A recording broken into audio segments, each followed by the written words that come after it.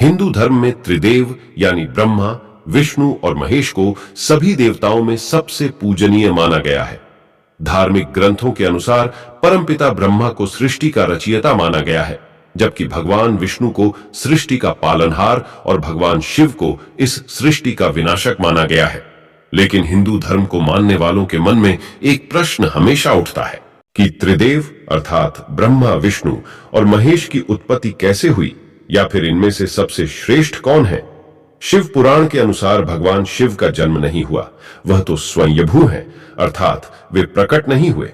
वह निराकार परमात्मा है, तब भी थे जिस समय पूरी सृष्टि अंधकारमय थी, न जल था, न अग्नि और न वायु।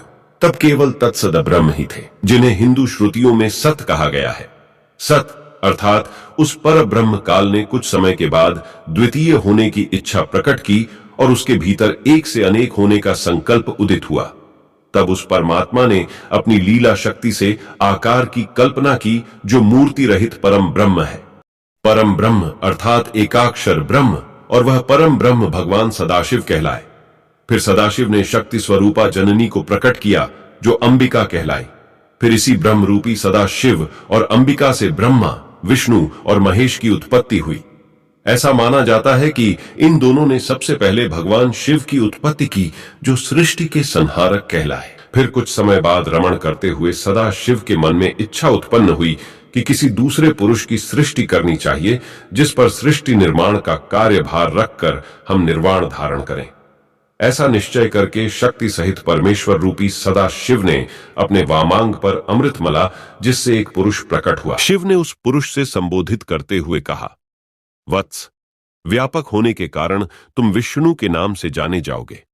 इसके बाद भगवान शिव ने अपने दाहिने अंग से एक दिव्य ज्योति उत्पन्न की और उसे विष्णु जी के नाभि कमल में डाल दिया।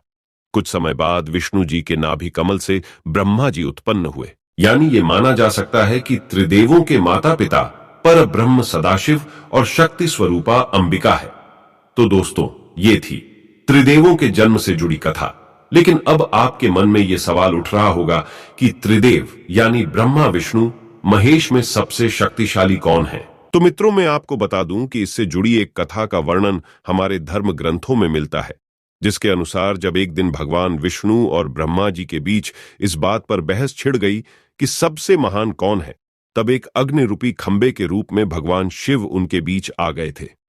वो दोनों इस रहस्य को समझ ही नहीं पाए कि तभी अचानक एक दिव्य आवाज आई, जो भी इस खंबे का छोर ढूंढ लेगा वही सबसे महान कहलाएगा।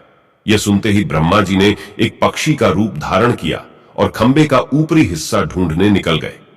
वहीं विष्णु जी वराह का रूप धारण कर खंबे का अंत ढूंढने निकल गए। बहुत समय बीत गया और जब बहुत खोजने के बाद भी दोनों में से किसी को खंबे का छोर नहीं मिला और दोनों ने ही अंततः हार मान ली। दोनों जहां से शुरू हुए थे वहीं लौट आए। इसके बाद भगवान शिव अपने असली रूप में आ गए और भगवान विष्णु और ब्रह्मा जी ने मान लिया कि वे दोनों नहीं बल्कि भगवान शिव ही सबसे महान और शक्तिशाली हैं। यह शक्ति स्तंभ उनके जन्म लेने और मरने का प्रतीक है और इसी कारण यह कहा जाता है कि भगवान शिव स्वयंभू हैं, यानी अमर हैं।